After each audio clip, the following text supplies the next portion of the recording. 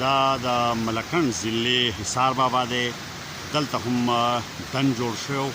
دا تاسو وینئ مخامخ دغه نقصان دی. هغه طرف ته چې کوم دی نو د کوز دیر حصه ده او دې طرف ته چې کوم دی نو دا حصار بابا دی. دې ځای کې دا اوبه راختلې وې.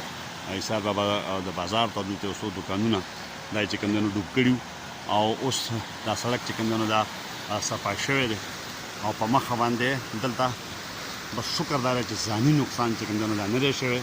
څه کورونه او څه دوکانونو ته اوبه ختلې وې خو مړي یا زخمیان چې کوم دی جوبل دا نه دي راغلي مخې ته دغه ونې منې وړي دي. حصار کلی دی پخوانی کلی دی. دلته کې چې کوم دی نو دا بن و او دا اوړی شوی دی او اوبه چې کوم دی نو کورونو ته راختلي دي. دا تاسو وګورئ دغه بند دی نو دغه پخوانی او دوی وایي چې دا ختم شوی دی او د هغې د وجې نه اوبه چې کوم دی دلته کې راخیږي. دا د دغه کلي خلک دلته کې ولاړ دی او د دې د وینا مطابق چې کوم دی نو تقریبا په حصار کلي کې 60 کورونه چې کوم دی نو دا ډیمیج دي. دا وګوره دا پکې کور دی. بیا یو کور دی 9 کمرې دي. په دې کې انډرګراونډ هم وه. دلته کې د الله نه ډکه شوې ده او دلته کې چې څومره کوړمې وې د دې خلکو د وینا مطابق د کور د مالک هغه ته دې ځای کې چې کوم دی نو کډه په سر شوي دي. انډرګراونډ هم بر هم دا تباهي دا د سیلاب هغه سیلاب تباهي د چې کوم په 26 اګست باندې راغلی و او د حصار په کلي کې دا نقصان شوی دی. 60 کورونه د دې کور په شمول ټوټلي چې کوم دی په دې کلي کې دا ډیمیج شوي دي. جی قدمونو کتونکو دا وخت زه په قلنګی کلی ملکنډ ایجنسي دلته تقریبا د 1.5 سل نه زیات کورونه چې کوم دی نو دا ډیمیج شوي دي. دا تاسو د یو کور منظرې نه چې دلته کې سامان چې کوم دی د دې دغه شانته دې بکسونو ته وګوره. بیا دې خوا د نور سامان ته وګوره. بیا دلته دې څیزونو ته وګوره. دې سامان ته وګوره او دغه شانتې بیا دې ته وګوره. دا ټول سامان د دې دغه کور والا چې کوم دی هغې لګیا دي خپله صفایي کوي. بجلي دلته د اوسه پورې په قلنګۍ کې چې کوم دی نو نه ده بحال شوې او دغه شانته د سکو د اوبو هم دلته خلکو ته مسله ده چې ټول د ټیویل کویان چې کوم دی نو هغه په اوبو کې ډوب شوي دي.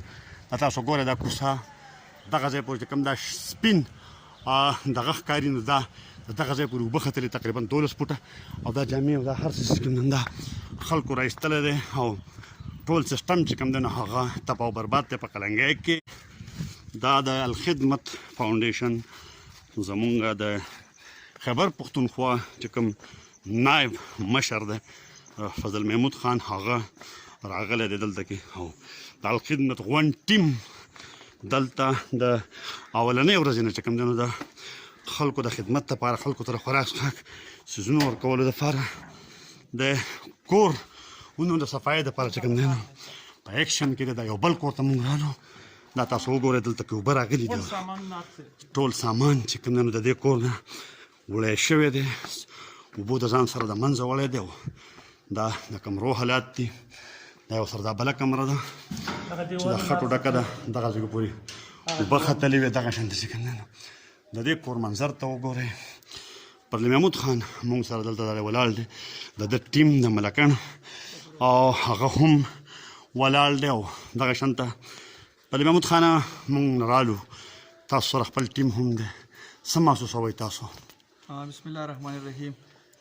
دا چې کوم صورتحال دی د جمعې په ورځ باندې هم چې کله د سیلاب د صورتحال راله نو زمونږ سهیل بھائی زموږ د ملکنډ صدر او د هغوی سره ټول ټیم هغه دلته موجود و. ما په خپله باندې د هغې ملګري دلته هغه دلته رالیږلي وو او دلته مونږ د هغې نګراني کوله.